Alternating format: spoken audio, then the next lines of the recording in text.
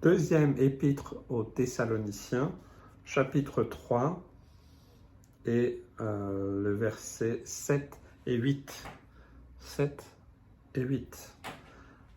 Vous savez vous-même comment il faut nous imiter, car nous n'avons pas vécu parmi vous dans le désordre.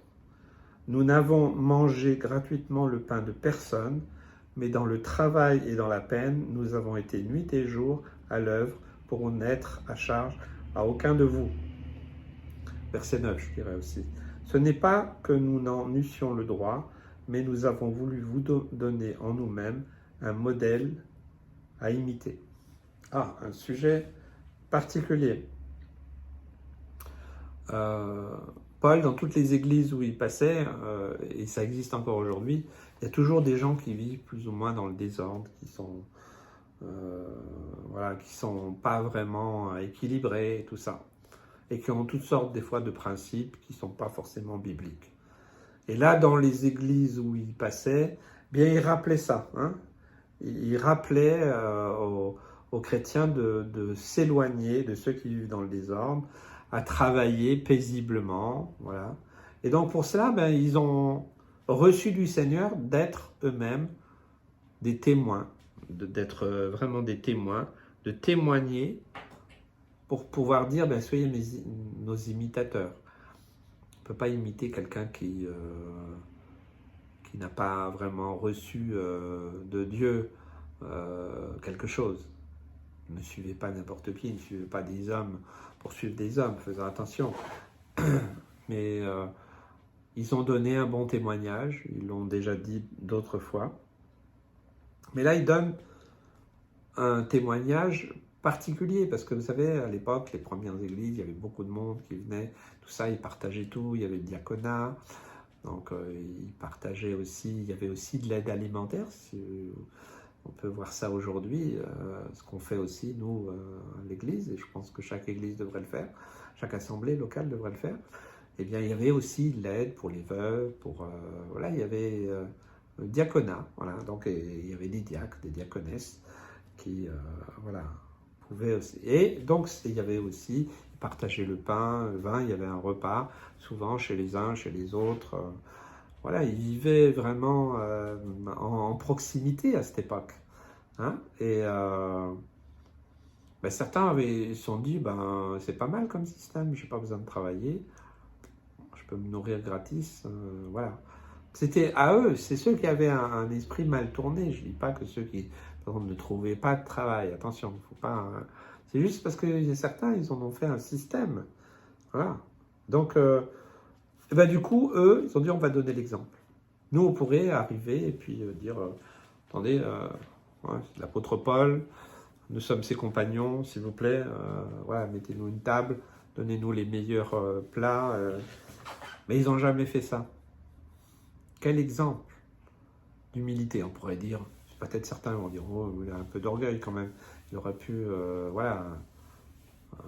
chacun, voilà, il y a d'autres textes qui disent que voilà, celui qui prêche l'évangile doit être aussi rémunéré par l'évangile. Donc c'est pas, attention, une opposition à ceux qui ou les ministères qui travaillent ou qui travaillent pas, c'est grand débat, c'est pas le sujet. Moi je pense qu'il faut laisser le Seigneur faire. Pour chaque endroit c'est différent, il y a des situations différentes, il y a des moyens différents, voilà, moi c'est pas le sujet.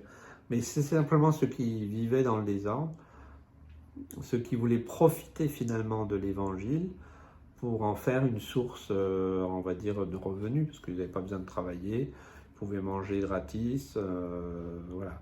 C'était l'état d'esprit qui ne voulait pas communiquer aux chrétiens faibles ou qui étaient plus, qui étaient moins affermis dans la foi. Voilà. Donc pour ça, ils ont donné le témoignage, ils l'ont payé, on va dire, de leur propre chair, puisque donc ils avaient le droit de prendre, mais ils n'ont pas utilisé ce droit. Puisqu'il le dit au verset 9. C'est pas que nous n'avions le droit, mais nous avons voulu donner en nous-mêmes un modèle à imiter. Voilà encore un principe biblique, c'est que, est-ce que dans ce que tu fais, où tu es, dans ta famille, est-ce que tes enfants peuvent t'imiter? à ton travail, est-ce que les autres peuvent t'imiter? À l'assemblée locale, est-ce que les autres peuvent t'imiter? Vous voyez, c'est ce principe biblique. Est-ce que nous pouvons imiter ceux qui font le bien? On va imiter qui? Ceux qui font le mal ou ceux qui font le bien? On peut être entraîné des fois. Pour ça, des fois, dans des divisions ou autres, certains imitent d'autres, ils ne réfléchissent pas, ils suivent. Après, ils regrettent, mais voilà. Moi, je parle dans les choses bien. Et là, en l'occurrence, pour le bien de l'Évangile, pour le témoignage de l'Évangile, parce que les gens, ils nous regardent, vous savez, ils observent. Je parle avec beaucoup de gens qui ne sont pas chrétiens, et ils observent. Ils disent, ouais, on m'a dit ça, ouais, qu'est-ce que tu penses, et machin. Ils savent, ils me respectent pour ça.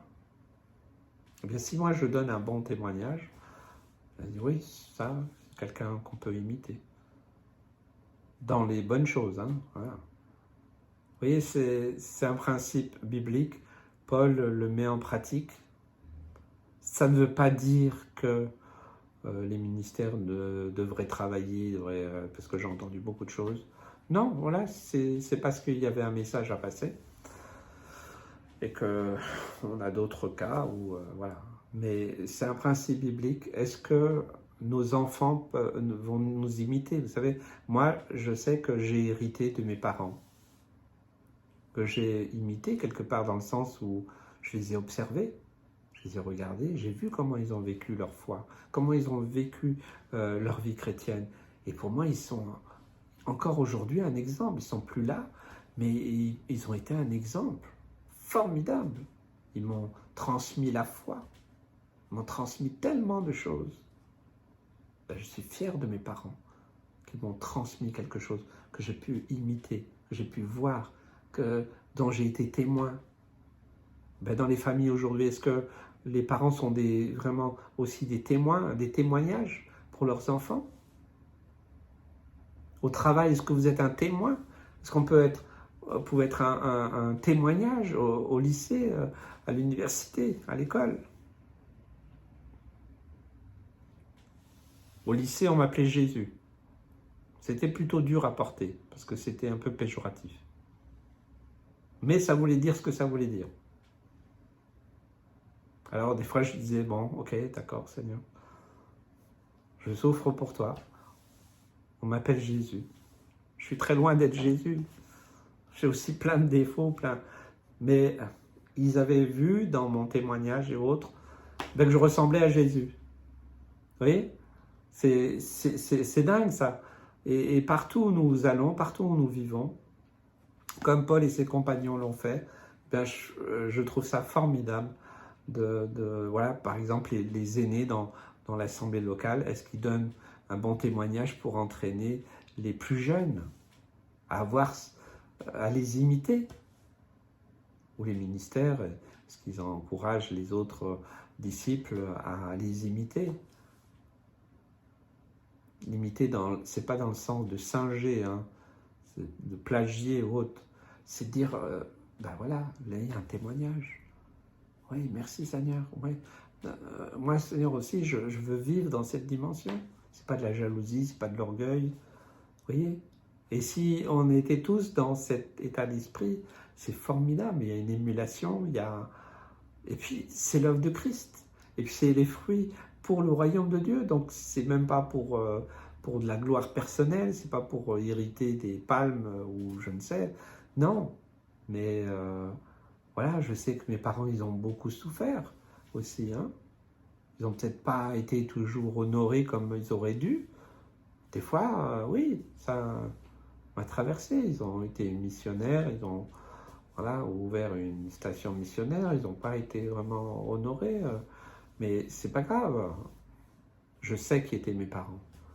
Je sais quelle était leur foi, quel était leur engagement, quelle aurait été leur consécration. Je l'ai vu au quotidien. Je l'ai entendu, je l'ai vu dans les circonstances de tous les jours. Et pour moi, c'est un merveilleux témoignage qui a marqué ma vie. Eh bien, Paul et ses compagnons aussi, ils ont voulu aussi avoir cette influence sur les autres, en donnant un bon témoignage.